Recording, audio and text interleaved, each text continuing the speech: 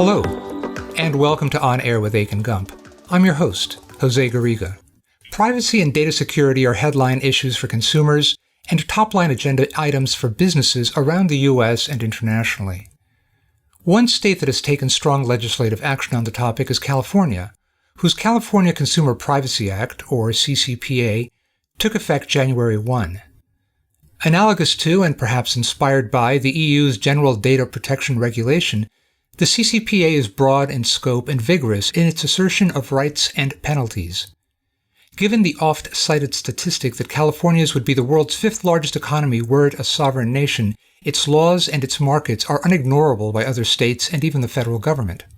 In this episode, Akin Gump cybersecurity, privacy, and data protection practice co-heads Natasha Kohne and Reid will be discussing the CCPA, its significance on the state and federal levels, and some of the key issues and implications raised by the CCPA that listeners should be aware of. Welcome to the podcast. Natasha, Michelle, thank you both for appearing on the show today. We have a lot of ground to cover, so let's get started. To begin with, Michelle, could you provide listeners a bit of background concerning the CCPA and why it's considered significant as a bellwether for state-level and even federal privacy legislation? Sure. The CCPA is the innovation of real estate developer Alistair McTaggart, whose story really began with a conversation that he had with a Google engineer. That engineer told McTaggart that he would be horrified to know how much data Google collects on its users. After that, McTaggart, who really by all accounts is a political novice, learned about the ballot initiative process in California, which is a very powerful but often controversial tool that Californians use to ultimately drive state policy. And that resulted in an extensive negotiation that became a legislative effort, the CCPA. The reason CCPA is considered so important on the privacy landscape is because CCPA is the first comprehensive privacy law enacted in the United States. Before its passage, the only privacy laws in the United States were generally sectoral. So if you think about HIPAA for healthcare or Graham-Leach-Bliley Act for financial services, COPA for children's online privacy, and various others. Europe had actually made sweeping changes to its comprehensive privacy law with the passage of the GDPR, and the CCPA really doesn't follow in the GDPR's footsteps, but does to the extent that it is really a comprehensive privacy legislation. So it's not aimed at a single industry. It's not aimed at a single right or a single responsibility, but rather addresses privacy on a comprehensive scale. Thank you, Michelle. Just to add to what Michelle said, the CCPA was a catalyst for producing state legislation across the country. And by our count, since the CCPA passed, around 26 states introduced legislation across the country.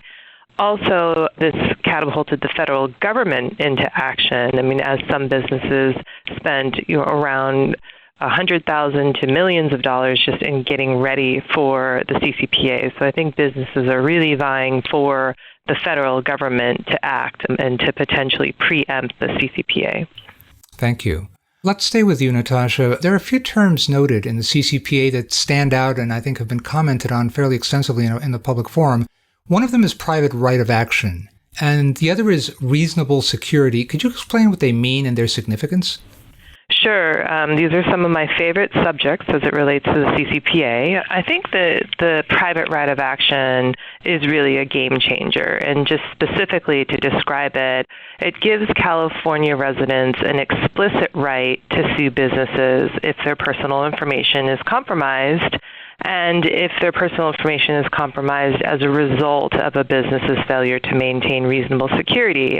Now, the main issue with the private right of action is that the statute calls for statutory damages, and those damages include $100 to $750 per consumer per incident, whichever is greater.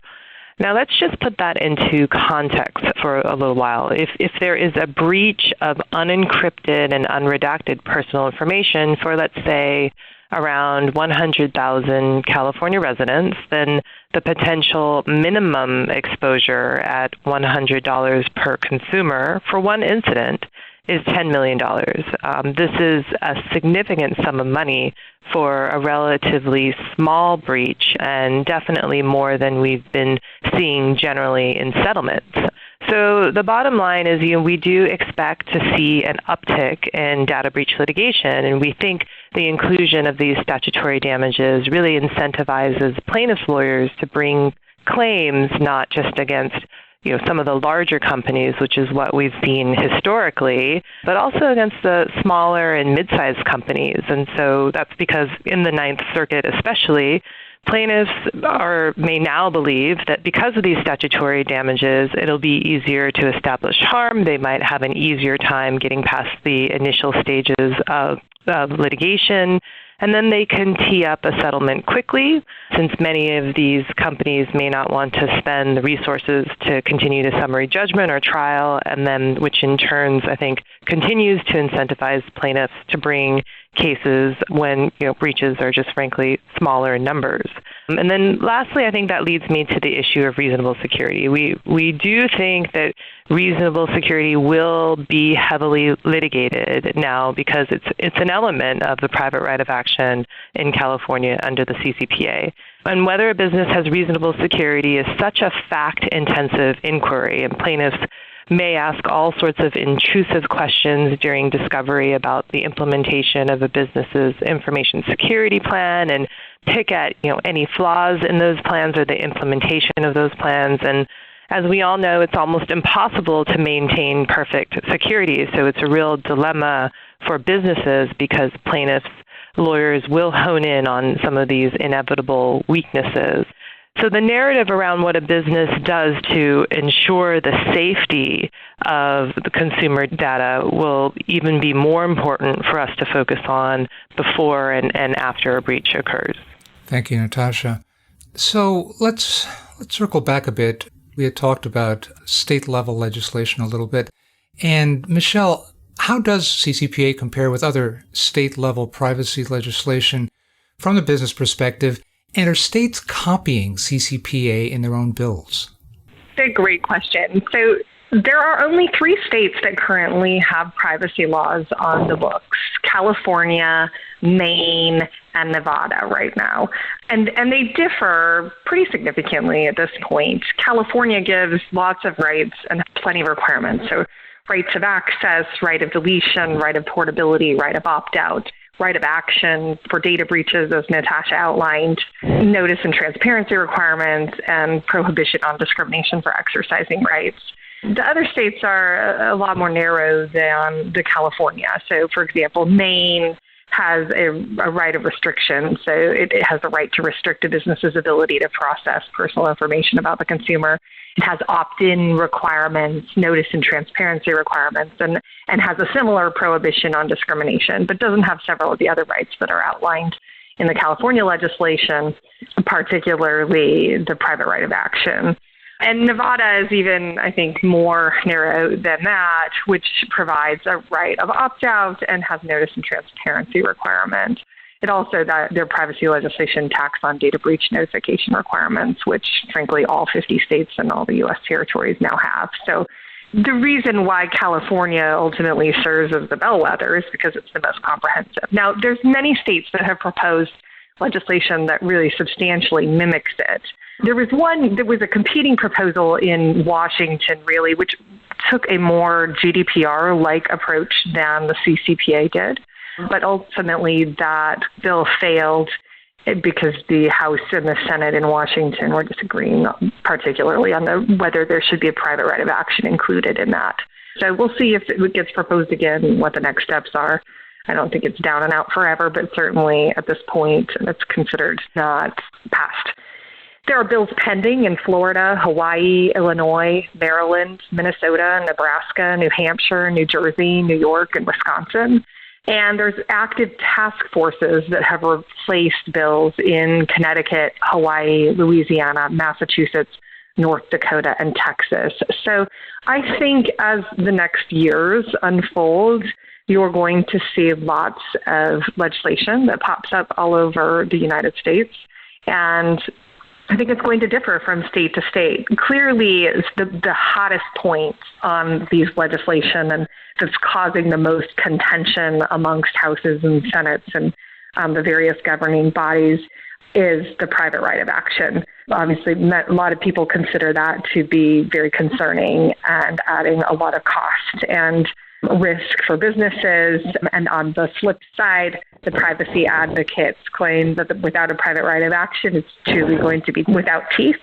And I think it remains to be seen where it ends up. I think that the CCPA is ultimately going to serve as a really important data point on whether or not a private right of action passes in other states, because if they see tons and tons of litigation at high cost in California, I think it's unlikely that the private right of action will pass in the others. But if you see a more measured approach in California, I wouldn't be surprised if ultimately you saw more private rights of action included.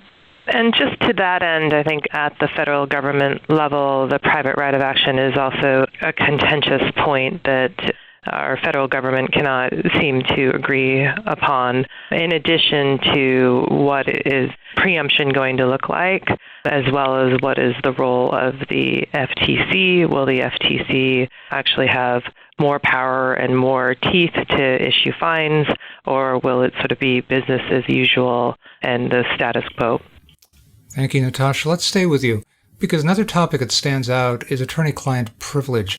What are some of the things listeners should be considering in the context of the CCPA?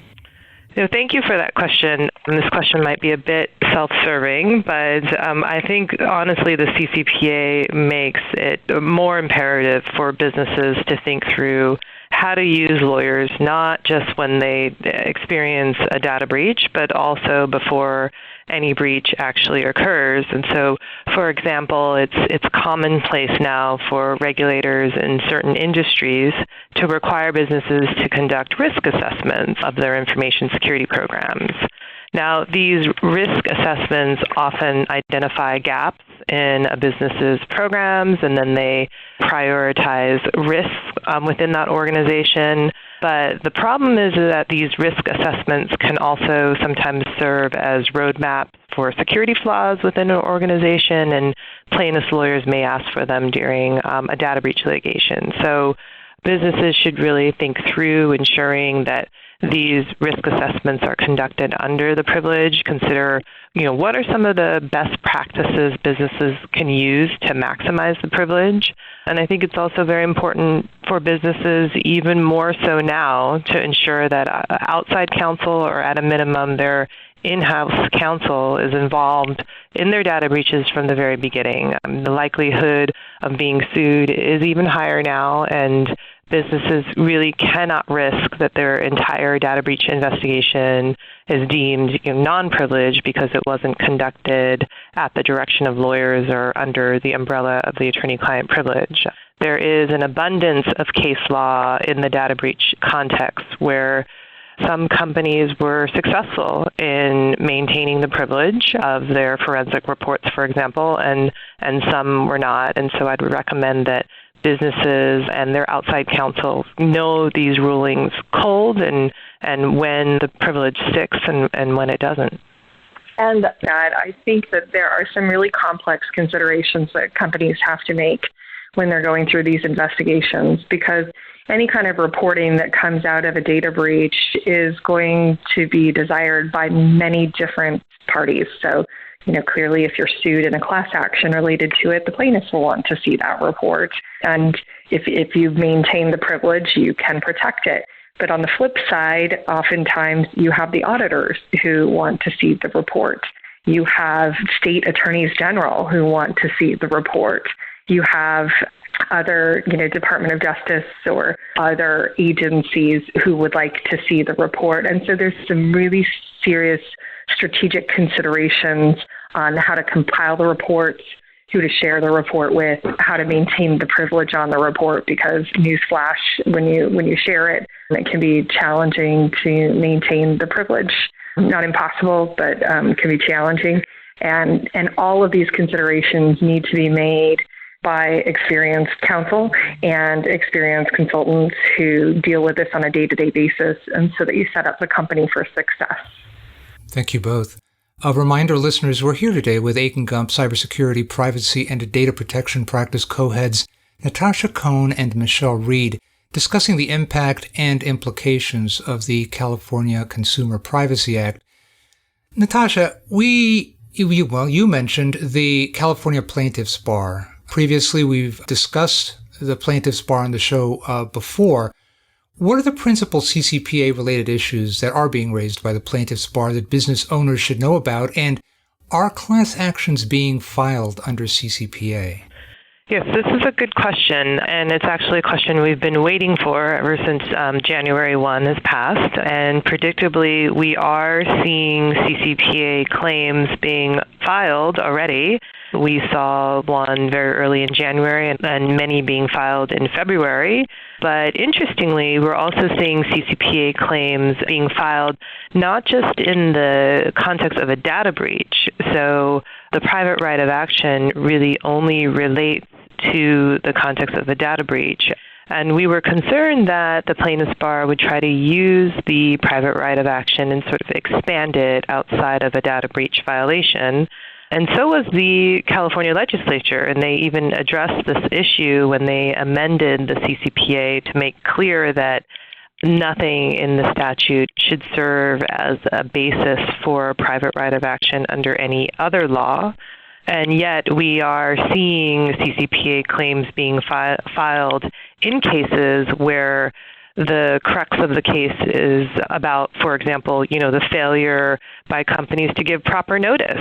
So there is a recent case where a plaintiff's lawyer cites to Section 100B of the CCPA to argue that California residents require notice at or before the time of collection of personal information being collected by the business. And so yet this type of cause of action is clearly prohibited by the CCPA. And so we'll see how this all pans out in litigation and whether plaintiffs will drop these claims or whether, these businesses are going to have to go ahead and fight these claims and hopefully get them dismissed. We're also seeing cases where plaintiffs' lawyers are citing to the CCPA, not within a cause of action, but to show that a company, for example, knew of the risk of the CCPA because they cited it as a risk factor in their public filings. Or, plaintiffs' lawyers might cite to the CCPA to argue that California has a strong interest in privacy rights and that, California resident data is valuable. So we expect to see all sorts of more, different types of arguments, and we're monitoring these cases. And not surprisingly, we're sitting here in March, and there are a number of cases that have already been filed with CCPA claims. Thank you. Let's look at something else. You mentioned it's March.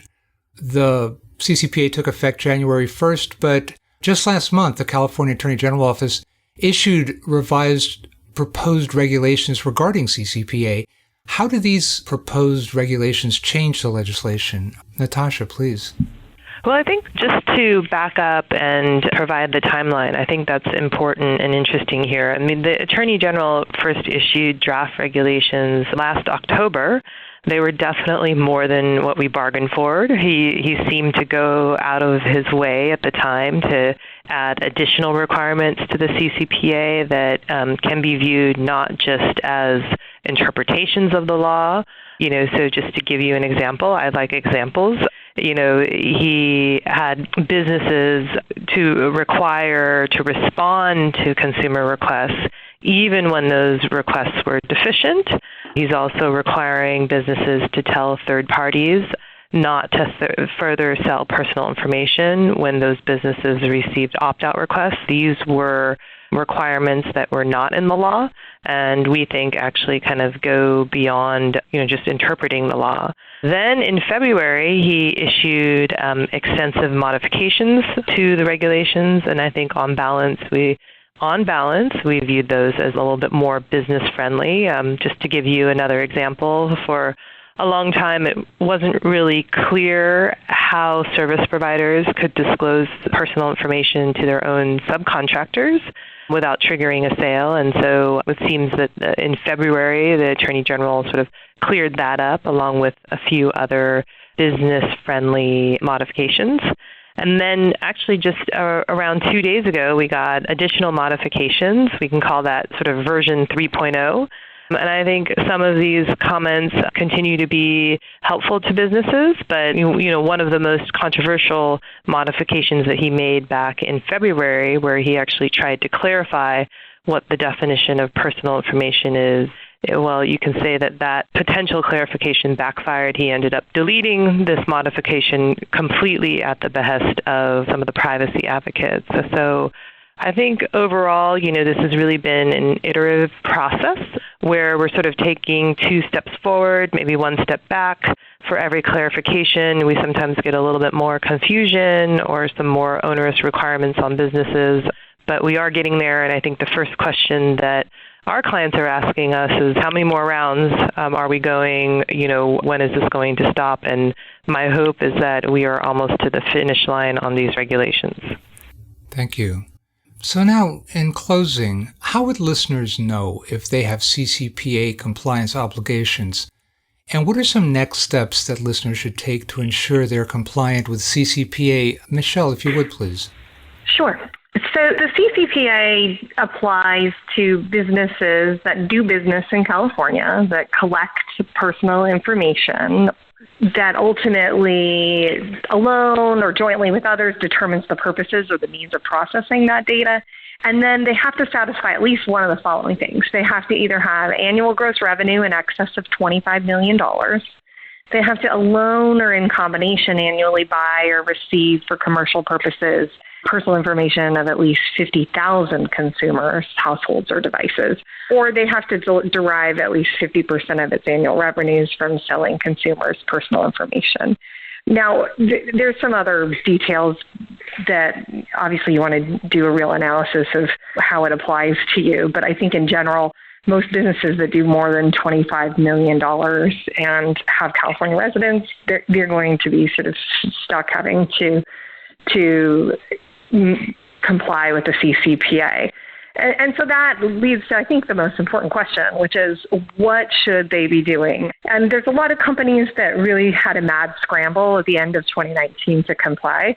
But I'll say throughout this year, we've definitely advised clients on CCPA as, other companies a lot of times outside of California realize that the CCPA applies to them. So the first step is to determine whether or not you are covered by the CCPA. And if you are, the next best step is to conduct a data inventory or some kind of mapping exercise that assesses what data flows and how personal information is used, processed, shared across all the various entities of your organization. And that's a really extensive process. It requires time and effort and for people to really dig in and see how data is being used. And then another really important consideration is to identify key vendors and whether or not you're going to characterize them as service providers or third parties. The CCPA treats vendors differently if they are service providers with the proper contractual provisions or if they are ultimately considered third parties. And so evaluating the vendor program is critical.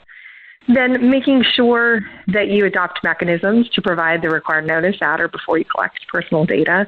You update privacy policies, online privacy policies, and make sure that if you're selling data, that you have a do not sell button on your website and you have procedures to facilitate that opt-out. It's important to have a consumer request tracking and response system. There's rights that consumers have, and they're going to send it in. And if you don't have a way to track it, you're likely not going to be able to comply with the very short requirements on responding to those requests. Then you want to make sure that your employees are trained and that your internal policies and procedures are updated to comply with the CCPA. And then I think this gets a little bit to what Natasha was talking about earlier. You want to lay the groundwork for later application of safe harbors. So, for example, using redaction and encryption when you're dealing with personal information, and then making sure that you have procedures in place that you could characterize as reasonable security so that you can ultimately use the safe harbors. You want to adopt or create a system for tracking violation notices. They require you to monitor that. And then this is sort of a key tip that I think a lot haven't necessarily thought through, but you want to evaluate customer incentive programs. So if you have differential pricing for something, you give rewards for sharing information or for providing information, you want to really evaluate that to make sure two things. Number one, that you're not discriminating against people who say, I don't want you to have my information.